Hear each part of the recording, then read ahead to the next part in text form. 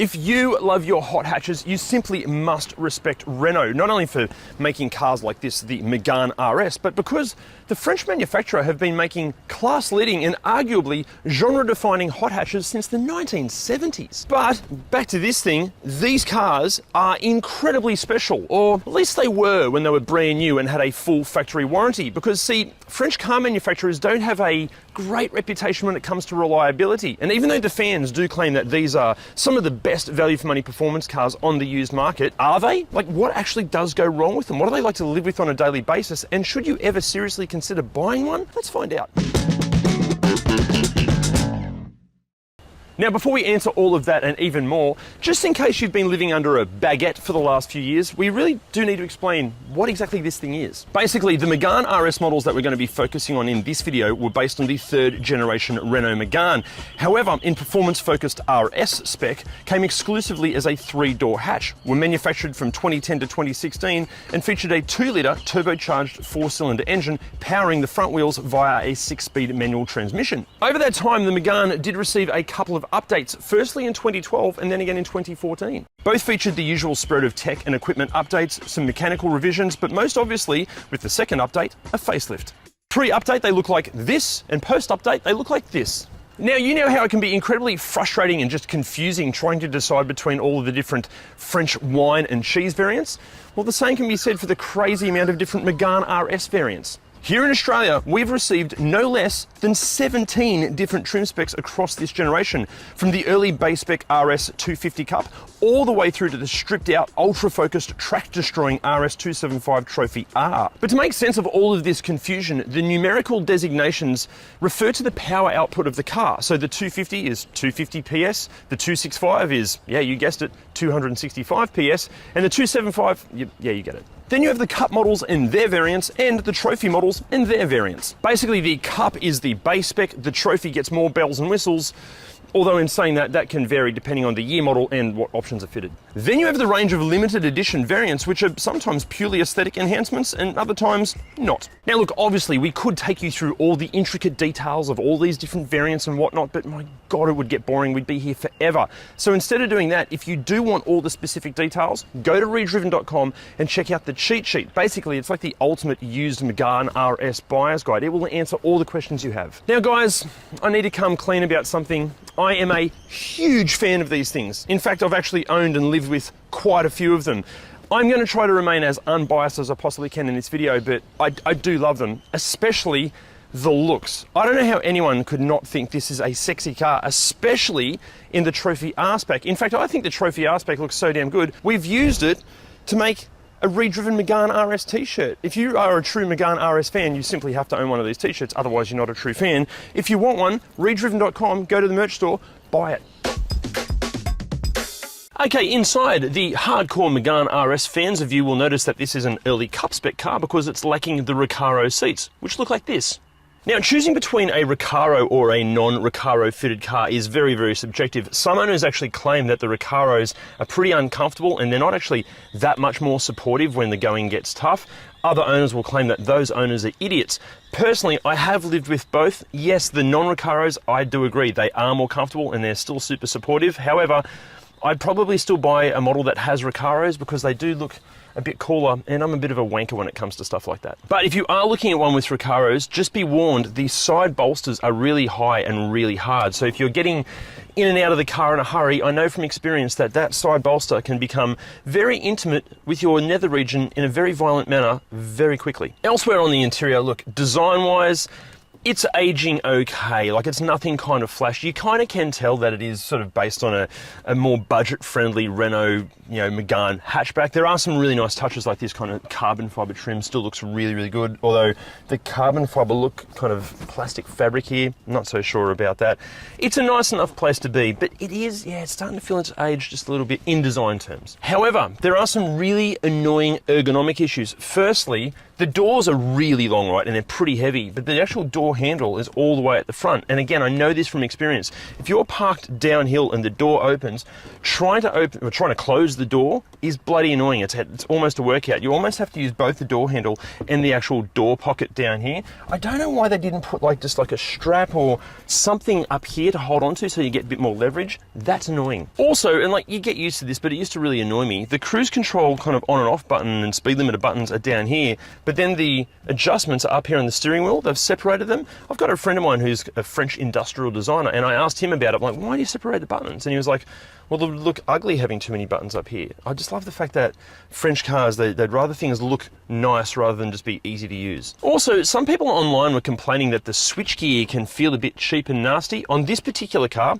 it feels fine. If you're in the market, yeah, make sure you push the buttons and see if the button pushing is to your liking. For me, yeah, feels good. Now, as far as wear and tear in this particular car goes, this car is owned by my mate Dave. He does use this every single day, and wear and tear is good and average. So the good parts, the door cards feel quite good, but then the stupid gloss black plastic is all kind of scratched up. It's also kind of scratched up around here. That's not Dave's fault. That's just designers being lazy and using gloss black plastic. It always ends up looking shit after a while. Also, the side bolsters on the seats, they have seen better days, are getting a bit overly squishy, but the actual material itself is wearing really nicely.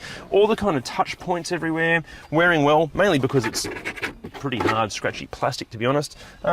Yeah, wear and tear is not too bad. Steering wheel, yeah, it's still got some texture to it. That could probably be restored back to its best, but it's okay. Although, another thing, this seat, I don't know if you can hear that through the mic, but it's a bit squeaky. Just annoying. Now, as far as practicality goes, you've got an okay sized glove box there. There's nowhere specifically for a modern phone. I say a modern phone because there is a little slot here which I think would fit smaller, older phones, but the phone does fit okay there. There's two cup holders that are a little bit smaller in size, but they're a funny size. If you've got like a pretentious small coffee like the ones I drink, espressos, ristrettos, stuff like that, it does kind of move around a bit, but if you're like a really big coffee, they don't really fit either. You've got a small little bin here, and you've also got, the usual kind of door pockets, and yeah, that's about it for practicality up front. Now in the back seat, I'm exactly 11 centimeters taller than Renault/Alpine Formula One driver Pierre Gasly! Pierre Gasly! This is in my driving position, and it's not great, to be honest. This is supposed to be a practical little hot hatch, but it's not that practical because I have no feet room in the back. I've got to do a full OnlyFans style leg spread to fit my legs in here. My head's squished up against the roof, and because the aperture for the window is kind of equivalent to a World War II French tank, it feels very claustrophobic in here. In saying that, there is one positive. The seats are very, very comfy. Really good amount of squish. As far as practicality in the back seat goes, you've got map pockets behind the front seats, and there's also apparently there's a storage bin down here, but to get to it, you've either got to dislocate your wrist or break your elbow and kind of flop your arm down into it, because there's no way I can get anything out of there. Okay, now practicality in the boot. Let's start with the positives. These seats, they do fold completely flat, and with them folded flat, there's a decent amount of space in here. But let's go with the negatives. With the seats in their normal position, this has one of the smallest boots in its class. And I know from experience, this enormous load lip is a pain in the ass if you're trying to load anything heavy in and out. Plus, the actual aperture, due to the sexy as hell body, the aperture here is really, really narrow. So if hypothetically you're looking at buying a corner unit from IKEA, before you drive the 2 hours to Sydney to go and pick it up, just measure it to make sure it fits in the car. Otherwise, your girlfriend will be upset at the fact that you've gone and bought a practical hot hatch that isn't that practical because you can't fit the bloody corner unit in the back of the car in the first place. It hypothetically would be really annoying. Now, what stuff do you get if you buy one of these? Well, look, it's going to vary depending on not only the year model, but also which one of the several thousand different variants you end up buying. But on a, say, early 2010 base spec Cup, you're going to get 18-inch alloys, you're going to get Bluetooth connectivity. The stereo is 6 speakers, but it's pretty average, and you're going to get dual zone climate control, plus all of this and even more. But spec up to a post-update trophy, and you're going to get those Recaros that we mentioned. You're going to get 19-inch alloys, a far better sounding 8-speaker stereo, plus all of this and even more. But dig into your finances a little bit deeper and get a post-2014 model, and you'll get Renault's R-Link entertainment and navigation system that features Renault's RS monitor data logging telemetry system, and depending on the model, potentially a bunch of very tasty performance additions. Now, when it comes to Apple CarPlay and Android Auto, we have read that Android Auto can be fitted to R-Link, but it is a bit of a stuff around. But for those of us that use iPhones like civilized people, Apple CarPlay to some can be fitted, to others it can't. But either way, fitting an aftermarket infotainment system will solve all your problems anyway. Now, as far as safety goes, look, it's pretty good news here. Like, the RS was never tested by ANCAP, but the Megane models that it's based on were, and they received a full 5-star safety rating back in 2011. But to take you through what safety features you can expect, we're going to cut to another voiceover, but this one it seems only appropriate that we do it in French. Bonjour. Vous pouvez vous attendre à des fonctionnalités vitales telles que 8 airbags, des freins anti-blocage, un contrôle électronique de la stabilité et un contrôle de traction. Cependant, vous pouvez oublier toute technologie de freinage d'urgence autonome, régulateur de vitesse contrôlé par radar, surveillance des angles morts ou avertissement de sortie de voie. Now again, guys, for the full breakdown of all the features and the safety tech and basically everything, jump on ReDriven.com, check out that cheat sheet. It's completely free and it's awesome. Now, before we get into what a used Megane RS is like to drive, you've got to ask yourself what it is that you want from the driving experience of a car like this. Because if you're the sort of person that's just all about performance and acceleration times, well, a Volkswagen Golf R is going to be faster than this thing until it breaks, but as undoubtedly fast as a Golf R is, especially in a straight line, I don't know if it's as much fun as this at normal everyday speeds. And this is where the Megane RS absolutely shines. Don't get me wrong, it's a bloody fast car. It's plenty fast enough, but it's going to impress you not so much in how fast it is, but just in how it is. Let's break this down. Puissance. Okay, this is a completely stock 265.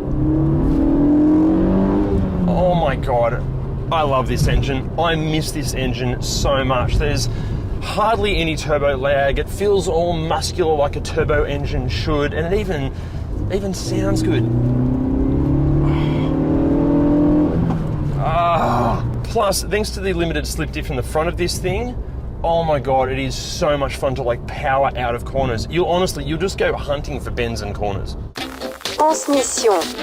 Okay, let's just celebrate the fact that it has a manual gearbox in the first place, but this is going to be a little bit critical here. I don't think it's quite as enjoyable or as direct as like a Hyundai i30N. Look, it's still excellent and I'm loving using it, but it would be nice if it just had like a little bit more directness and like a bit more sort of mechanical accuracy. My God, that does make me sound like a car journalist wanker, doesn't it? Sorry. Tripotage. Okay, now this is where these things absolutely shine. On a racetrack and on the right rubber, these things are amazing, like properly seriously good. But even around town at normal speeds, so much fun, so enjoyable. The corners, they become your best friends. Honestly, like, it never really feels like a front wheel drive car. It's just got this beautiful like balance and poise, and when you like really up the thing only on a racetrack, you can rotate it. It can almost sort of oversteer really nicely.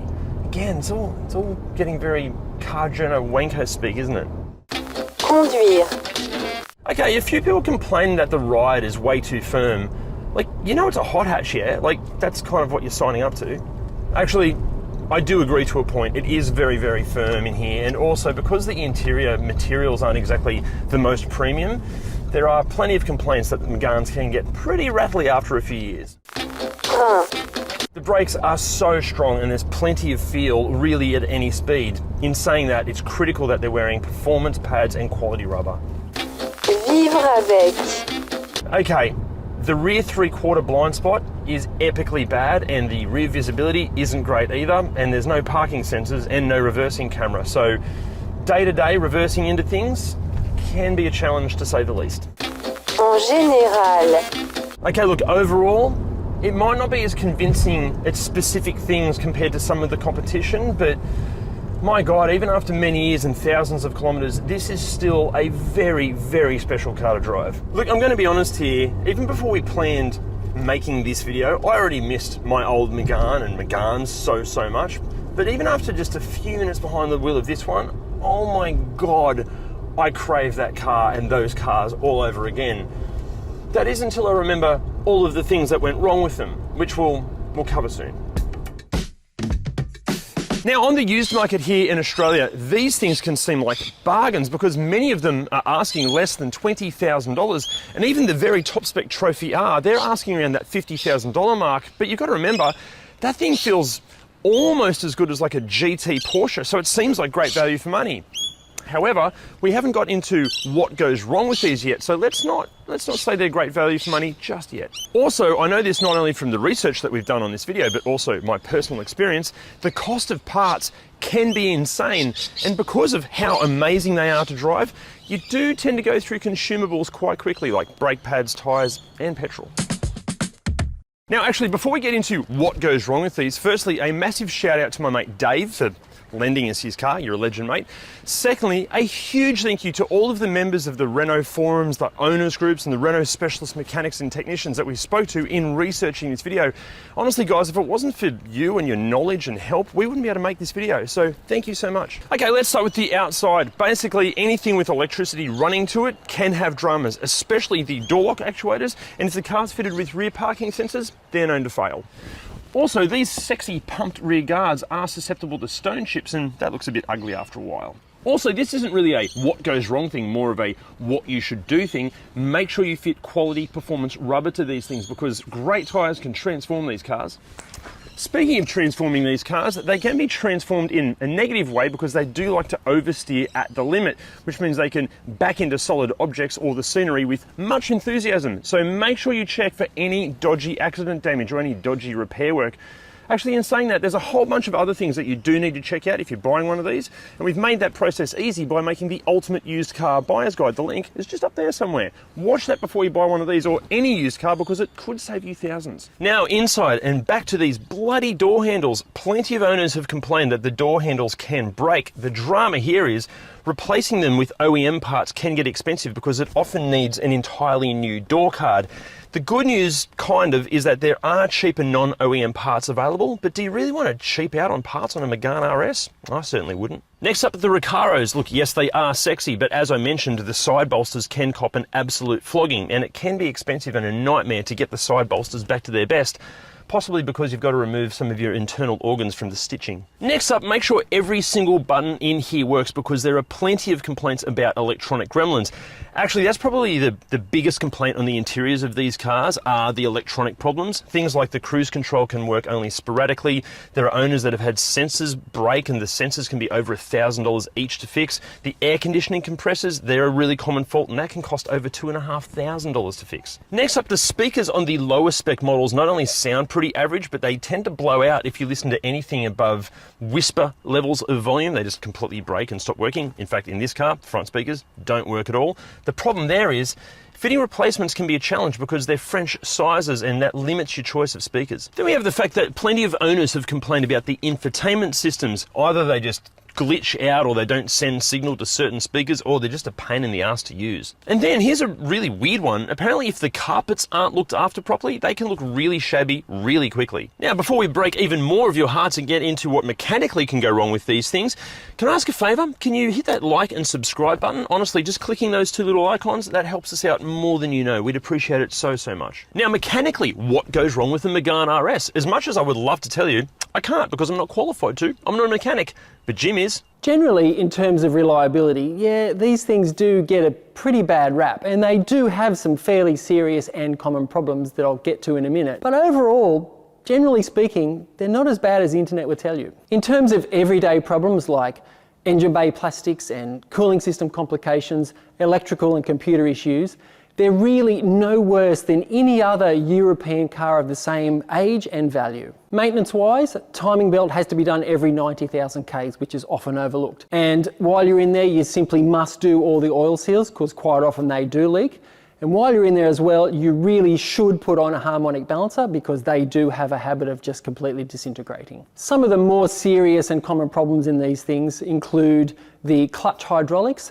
The clutch line has got a little dampener in it which just affects pedal feel. Quite often that fails, leaving you without a clutch effectively. Quite often the clutch slave cylinder can leak, also leaving you without a clutch. And look, while you're in there, the gearbox has to come out to repair the clutch slave cylinder, but while you're in there, you really should do the clutch as well. Some people also choose to change the flywheel from the factory dual mass flywheel, which can also be problematic.